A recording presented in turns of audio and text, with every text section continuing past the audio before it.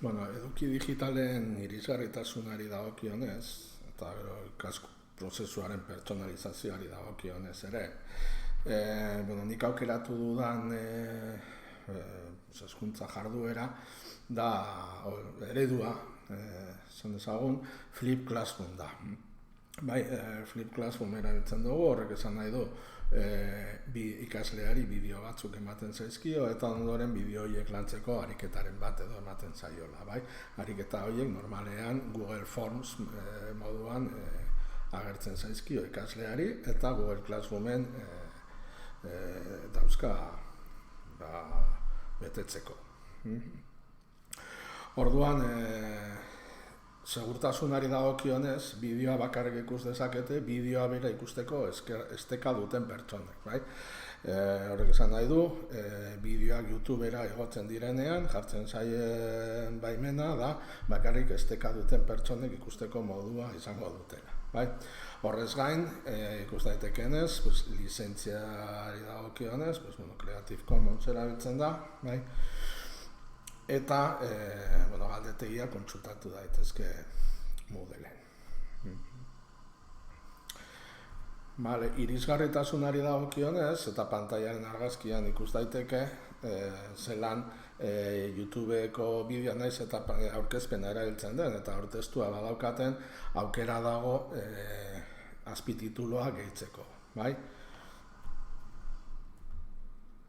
Gero edukietan sakontze aldera, eta lehen esan bezala Google Classroom erabiltzen dugu, baina horrek esan nahi du behar bada landutako edukietan edo bintzat Flip Classroom horretan oinarrizko informazioa ematen zaiola eta gero eskola orduetan eduki horietan sakontzen da.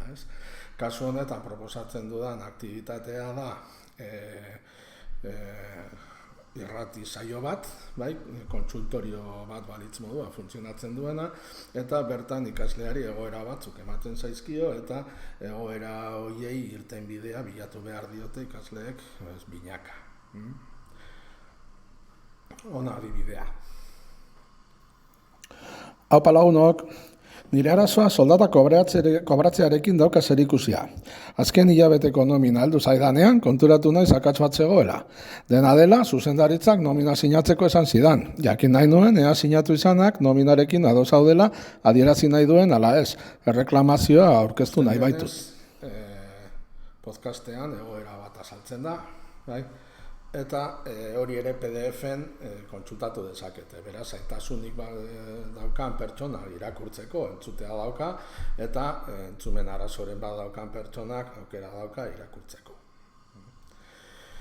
Eta gero ikaskuntzaren pertsonalizazioari dagokionez, nik planteatzen den egoerari atera bide bat emateko, proposatzeko, nik lantaldeen antolaketa konpentsatzen saiatuko nintzatek. Eta orduan, batez bestekoa baino gutxiago duten pertsonekin osatuko dituzke taldeak eta batez bestekoa baino gehiago dutenak sartuko dituzke talde bakoitzean partaide bat. Horrela taldeak konpentsatuko lirateke eta sinergiak sortu litezke. Eta nolabait esateko premia txikiagoa duten ikasleek lagundu diezaiekete premia handiagoa duten ikasleei.